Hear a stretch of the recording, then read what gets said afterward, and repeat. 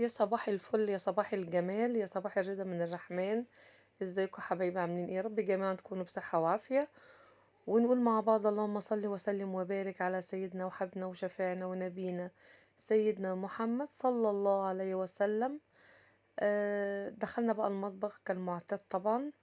عايزين بقى نعمل اكل، بس بنحاول ان احنا نعمل اكل ايه، يعني يكون الى حد ما مختلف، وفي نفس الوقت برضو ما ياخدش مننا مجهود، لان احنا طبعا كلنا طبعا طالعين من رمضان والعيد مجهدين وتعبانين، وبجد يعني اجهدنا نفسنا طبعا جدا. فيعني بنحاول احنا ايه، نعمل الاكلات اللي هي الخفيفة، اللي هي يعني ايه زي ما بيقولوا كده كلها تتلم في صينية واحدة. جبت زي ما شفتوا كده الصينية بتاعتي، حطيت فيها بصلتين، قطعت فيها جوليان بصلتين، وقطعنا فلفل حامي ده طبعا على حسب الرغبة، وقطعت ايه بطاطساية كده حلوة مكعبات. وبعدين لقيت كمان جزرة عندي كده، رحت واخدة جزراية وايه وقطعتها. هنا بقى بفكك البصلة بتاعتي تمام تمام، ونشوف هنعمل ايه في البصلة بتاعتنا ديت. هنجيب بقى شوية كده من الملح، وبعدين هنجيب شوية من الفلفل الأسود، طبعا ده أساس التوابل بتاعتنا. وطبعا 7 بهارات دي اللي هي شاملة بقى معاكي كل البهارات ايه عليها، وحب صغيرين كده برضو من القرفة. وهعمل ايه بقى، وهمسك البصلة بتاعتي ديت هدعكها بقى دعكة حلوة قوي قوي قوي، عشان تشرب بقى من الايه من كل التوابل اللي احنا حطيناها ايه عليها. طبعا انتوا عارفين البصلة دي لما بتعملوا فيها كده وبجد بجد بتديكي نتيجة حلوة قوي، خاصة مع الفراخ. هنا بقى انا كنت غاسلة فراخ وبعدين هي بقى بصي مجموعة من الدبابيس على مجموعة من الوراك يعني.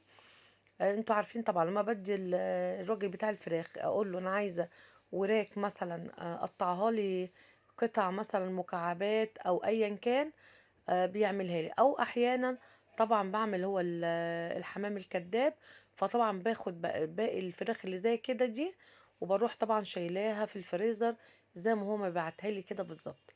هنا بقى شطفتها طبعا بميه وملح وليمون، نعتها يعني شويه وبعد كده شطفتها. هنا بقى هنعمل ايه، هنقلب بقى كل البصل اللي احنا عملناه في الايه في الفراخ بتاعتنا ديت، دبابيس بقى، وراك على بعضها، صدور، على حسب ما تحب. بس انا عايزه اقولك الاكله دي خفيفه وحلوه قوي. وبعدين انا مش هحطها في الفرن، لا، انا بحطها فوق البوتاجاز، ولا فرن ولا الكلام ده. بس في النهايه هقولك بعمل فيها ايه. عايزه اقولك بتطلع صينيه حلوه قوي، شامله بقى خضار وشامله طبعا الفراخ وشامله كل حاجه، كلها في صينيه واحده، وحلوة قوي. وبصراحة وفر معاكي وقت ومجهود وكل حاجة. بعد كده بقى انا عندي طماطم في الفريزر متجمدة طبعا، هحط بقى عليها فوق الوش كده. ولو عندك بقى برضو معلقة من الصلصة الجاهزة حطيها.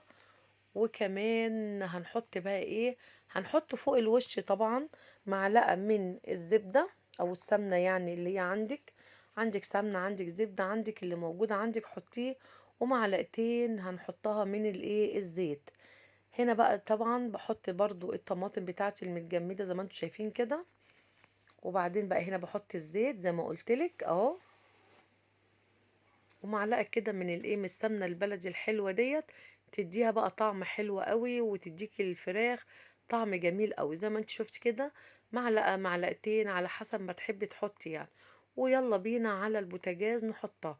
خرجناها من البوتاجاز حطيناها تحت الشوايه تتحمص شويه، وطلعت تحفه وفي منتهى الجمال.